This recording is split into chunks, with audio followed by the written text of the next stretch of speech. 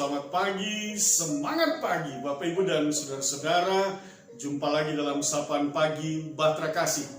Kita mengucap syukur dan berterima kasih kita boleh dibangunkan di pagi hari dengan tubuh yang sehat, kuat, diberkati, memulaikan seluruh aktivitas kegiatan kita pada hari ini. Maka mari kita memulainya dengan merenungkan firman Tuhan dalam Sapaan Pagi ini. Untuk itu, Bapak Ibu dan saudara-saudara, mari kita berdoa.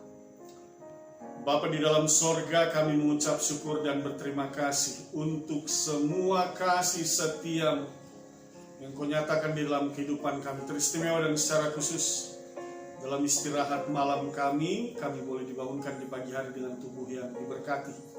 Sebelum kami memulai seluruh aktivitas hidup, pekerjaan dan pelayanan kami mau merenungkan firman Tuhan. Kami mohonkan Tuhan bersabda dan berfirman dengan rendah hati. Kami mohonkan kuasai kami dengan Roh-Mu yang kudus, memampukan kami mengerti dan memahami setiap firman.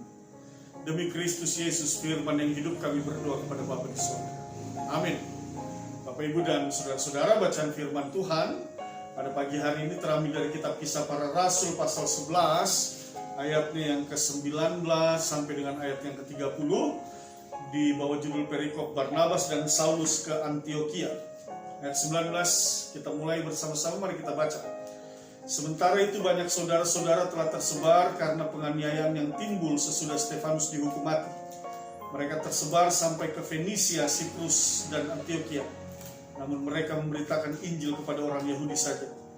Akan tetapi di antara mereka ada beberapa orang Siprus dan orang Kirene yang tiba di Antiokhia dan berkata-kata juga kepada orang-orang Yunani dan memberitahukan Injil bahwa Yesus adalah Tuhan. Dan tangan Tuhan menyertai mereka dan sejumlah besar orang menjadi percaya dan berbalik kepada Tuhan. Maka sampailah kabar tentang mereka itu kepada jemaat di Yerusalem, lalu jemaat itu mengutus Barnabas ke Antiokhia. Setelah Barnabas datang dan melihat kasih karunia Allah, bersukacitalah ia. Ia menasihati mereka supaya mereka semua tetap setia kepada Tuhan. Karena Barnabas adalah orang yang baik, penuh dengan Roh Kudus dan iman. Sejumlah orang dibawa kepada Tuhan.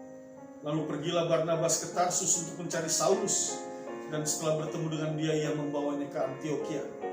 Mereka tinggal bersama-sama dengan jemaat itu 1 tahun lamanya sambil mengajar banyak orang di Antiokhia lah. Murid-murid itu untuk pertama kalinya disebut Kristen.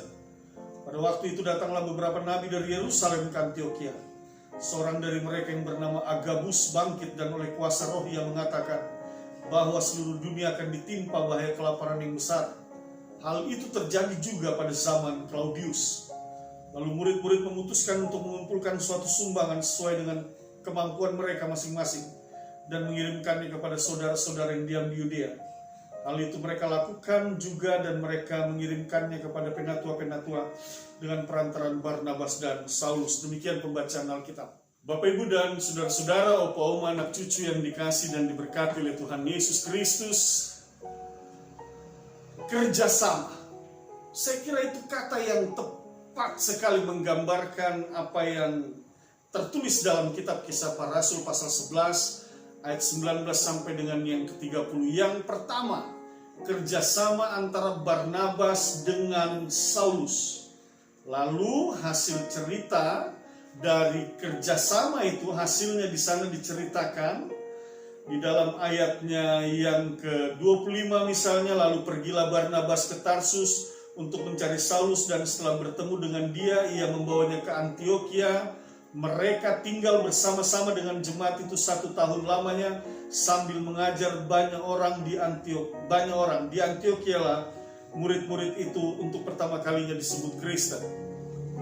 Pemberitaan firman itu terus berlangsung, disampaikan, diberitakan.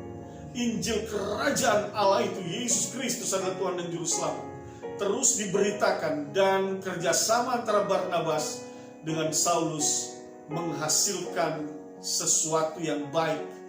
Murid-murid itu semakin bertumbuh dan berkembang di Antiokhia, dan firman Tuhan katakan di sanalah pertama kali mereka disebut sebagai Kristen, pengikut Kristus. Yang kedua, kerjasama juga terlihat ketika ayatnya yang ke-27-28 mengatakan pada waktu itu datanglah beberapa nabi dari Yerusalem ke Antiokhia. Seorang dari mereka yang bernama Agabus bangkit dan oleh kuasa roh yang mengatakan bahwa seluruh dunia akan ditimpa bahaya kelaparan yang besar. Hal itu terjadi juga pada zaman Claudius dan direspon oleh para murid lainnya pada ayatnya yang ke-29. Lalu murid-murid memutuskan untuk mengumpulkan suatu sumbangan. Bekerja sama juga mereka lakukan hal itu, dan kerjasama itu menghasilkan sesuatu yang baik dalam perjalanan pelayanan mereka. Bapak, Ibu, dan saudara-saudara yang dikasihi oleh Tuhan Yesus Kristus, opa, oma, anak cucu yang diberkati, melihat peristiwa dalam kitab Kisah Para Rasul 11 ini yang menggambarkan bahwa kerjasama itu membuahkan suatu hal yang baik, maka perenungan pagi ini saya ingin mengajak kita semua untuk mari bangun di dalam hidupmu untuk bekerja sama dengan orang-orang di sekitarmu. Yang pertama, ketika engkau melakukan sebuah pelayanan, apakah itu di dalam kehidupan berjemaat, di lingkup sektoral, di lingkup tempat bekerjamu, lakukanlah itu dengan bekerja sama dengan orang-orang di sekitarmu. Karena sesuatu pekerjaan seberat apapun, sesulit apapun, kalau itu dilakukan secara bersama-sama, maka pasti akan menghasilkan sesuatu yang baik. Dia akan lebih ringan, dia akan lebih mudah dikerjakan. Kalau ada masalah pasti begitu banyak penasehat, maka banyak juga jalan keluar yang ditawarkan. Timbang-timbang kanan kiri, apa nasihat yang baik, jalan keluar yang ditawarkan, pasti pada akhirnya mendapatkan satu jalan keluar yang terbaik. Kerjasama. Jadi kalau hari ini engkau dipercayakan dalam satu tim, apakah engkau memimpin tim itu ataukah engkau anggota daripada tim itu, kerjasama. Nah, itu dia. Lakukan hal itu karena kerjasama itu akan menghasilkan sesuatu yang baik. Injil Kerajaan Allah ini juga boleh berkembang dengan baik oleh karena para murid bekerja sama, para rasul bekerja sama, orang-orang percaya pada jemaat-jemaat, pada jemaat mula-mula bekerja sama, dan pada akhirnya semua menghasilkan yang baik. Injil terus tersebar, banyak orang percaya, banyak orang memberi diri, bahkan Injil ini benar-benar sampai ke ujung bumi. Sesuai dengan apa yang diamanatkan oleh Tuhan Yesus. Beritakanlah Injil sampai ke ujung bumi. Dan semua itu terjadi oleh karena apa? Tuhan memberkati setiap kerjasama yang dilakukan oleh umatnya. Bekerja sama itu dibutuhkan kesehatian. Bekerja sama itu dibutuhkan saling pengertian. Bekerja sama itu dibutuhkan untuk saling mengerti dan memahami satu dengan yang lainnya. Kalau orang bekerja sama, maka dia mencoba memahami apa yang dipikirkan oleh rekan kerjanya, rekan sepelayanan. Kalau orang bekerja sama, maka dia memahami dan mulai mengerti serta memaklumi apapun itu pikiran-pikiran yang berkembang, apapun itu ide, usulan, gagasan yang ada. Yang harus dihindari adalah keinginan untuk lalu langsung menyatakan bahwa oh, pikiranmu itu salah, oh, gagasanmu itu tidak baik, oh, idemu itu tidak cemerlang. Jangan seperti itu. Kalau itu yang terjadi, maka kita tidak akan pernah bekerja sama dengan orang lain. Firman Tuhan ini juga mengingatkan kepada kita di dalam kita bekerja sama, bukan kita memaksakan orang lain untuk mengikuti apa yang kita mau. Orang lain harus membentuk satu suasana kerja, suatu suasana pelayanan sesuai dengan apa yang kita mau, bukan itu. Tetapi suasana pelayanan yang ada itu kita bangun bersama-sama. Kita bentuk bersama-sama menjadi satu suasana yang baik sehingga pekerjaan itu dapat dilakukan bersama-sama dengan baik. Nah, itu dia. Yang pertama, jadi Bapak, Ibu, dan saudara-saudara, opa, oma, anak cucu yang diberkati dan dikasih oleh Tuhan Yesus Kristus, mari bangun di dalam diri kita untuk mau bekerja sama dengan sesama kita. Karena sekali lagi, firman Tuhan berikan contoh kerjasama Barnabas dengan Paulus, kerjasama Agabus bersama dengan para murid, semuanya membuahkan sesuatu yang baik. Yang kedua, kerjasama dalam kehidupan keluarga. Ini juga penting, Bapak, Ibu, dan saudara-saudara. Ketika Tuhan hendak menciptakan Adam, lalu dia katakan tidak baik, menciptakan Hawa maksud saya. Setelah dia menciptakan Adam, Allah katakan tidak baik kalau manusia itu seorang diri saja. Aku akan menjadikan seorang penolong baginya. Artinya ada diharapkan ada seorang penolong. Berarti kalau dikatakan ada seorang penolong, maka akan ada timbal balik, ada saling tolong menolong, ada kerjasama di sana. Jadi yang firman Tuhan mengajarkan juga kepada kita bahwa dalam kehidupan rumah tangga antara suami dan istri dibutuhkan kerjasama.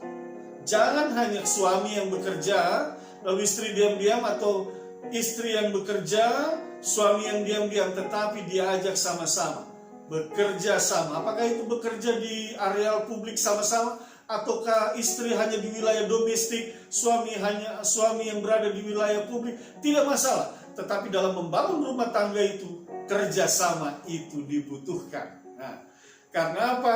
Sesulit apapun pergumulan yang datang dalam kehidupan rumah tangga, tantangan yang datang dalam kehidupan rumah tangga, dalam perjalanan bahtera keluarga kita, kalau kita sehati antara suami istri, bekerja sama-sama membangun rumah tangga itu, menghadapi badai dan pergumulan itu, mengundang Tuhan dalam menghadapi berbagai tantangan dan pergumulan itu, saya percaya kerjasama kita tidak akan sia-sia, akan menghasilkan sesuatu yang baik. Itu dia. Demikian juga kerjasama orang tua dan anak-anak dengan orang tua, opa, oma, anak cucu, keluarga besar bekerja sama membangun satu kehidupan yang baik dalam kehidupan keluarga dan rumah tangga. Satu dengan yang lainnya saling mengerti, satu dengan lainnya saling memahami, satu dengan yang lainnya tidak cepat menghakimi, tetapi saling menopang dan saling mengerti kekurangan dan kelebihan. Setiap anggota pasti punya kekurangan, punya kelebihan, tetapi bukan hal itu yang menjadi alat untuk menghakimi seseorang. Yang mau dilakukan adalah ketika dia melihat ada kekurangan dalam satu anggota keluarganya, maka dia hadir untuk menopang di sana. Ketika dia melihat satu kelebihan yang ada di dalam anggota keluarganya, maka dia akan mengatakan, mari lakukan, fungsikan, gunakan, manfaatkan kelebihan itu untuk membangun kehidupan keluarga, rumah tangga itu. Itu yang harusnya terjadi. Terjadi sebuah kerjasama yang baik dalam kehidupan rumah tangga, pasti akan membuahkan sesuatu yang baik. Bapak, Ibu, dan saudara-saudara, dalam Ibrani pasal 10 ayat 24 dia katakan demikian. Saya ingin bacakan buat kita sama-sama. Ibrani pasal 10 ayat 24 dia katakan demikian. Dan marilah kita saling memperhatikan, saling peduli, saling memahami, saling mengerti, supaya kita saling mendorong dalam kasih dan dalam pekerjaan baik. Nah, itu dia Bapak, Ibu, dan saudara-saudara, kaum anak cucu yang dikasih dan diberkati. Sekali lagi firman Tuhan ini mengajak kita semua, mari kita memperhatikan dan melakukan hal-hal yang baik, dan pada akhirnya sesuatu yang baik itu dapat kita nikmati bersama, dan dalam kebersamaan satu keluarga, satu persekutuan, satu jemaat, satu tempat kerja bersama dengan rekan-rekan kerja kita dapat mengucap syukur kepada Allah Bapa Surga. Karena apa? Karena kita membangun satu kerjasama, dan di dalam kerjasama itu kita landasi dengan kasih Kristus Yesus yang mau menerima kekurangan dan kelebihan orang lain, yang tidak cepat untuk menghakimi, tetapi senantiasa melihat hal-hal yang positif dari orang lain, dan bersama dalam kasih Kristus itulah kita saling menopang dan saling membangun satu dengan yang lainnya. Dan di atas semua itu, sekali lagi, itu semua untuk kemuliaan nama Tuhan. Oleh sebab itu Bapak, Ibu, dan saudara-saudara, selamat bekerja sama dalam menjalani hari ini. Nikmatilah berkat-berkat yang Tuhan sediakan di sepanjang hidupmu, dan jangan lupa, jadilah berkat bagi sesama. Kita berdoa. Bapa di dalam sorga, kami mengucap syukur atas firman. Teguhkanlah firman di dalam hati dan pikiran kami. Berkati opa, oma, anak cucu, Bapak, Ibu, saudara-saudara, berkati semua Tuhan. Kalau ada yang sakit, mari sembuhkan. Kami mohonkan dalam nama Tuhan Yesus, pulihkan mereka semua Tuhan. Dalam pekerjaan pelayanan hari ini, tuntun dan pimpin mereka, baik yang bekerja di rumah maupun di kantor. Dimanapun mereka berada, Tuhan lindungi, pimpin, senantiasa jauhkan dari segala godaan, cobaan, mara bahaya, kuasa kegelapan, jauhkan Tuhan. Biarlah hanya kuasa Tuhan yang berlangsung dalam hidup mereka, hingga kebaikan-kebaikan yang mereka boleh rasakan dan alami. Syukur kami kepadamu ya Allah, tuntun dan pimpin kami. Kalau pada pagi ini kami akan keluar dari rumah kami untuk menuju tempat pekerjaan, dan biarlah sore hari kami kembali dalam tuntunan kuasa Tuhan, berkumpul dengan keluarga dalam sukacita yang besar. Ampunkan dosa dan kesalahan kami, dalam nama Tuhan Yesus kami berdoa. Amin. Selamat pagi, Tuhan berkati kita semua.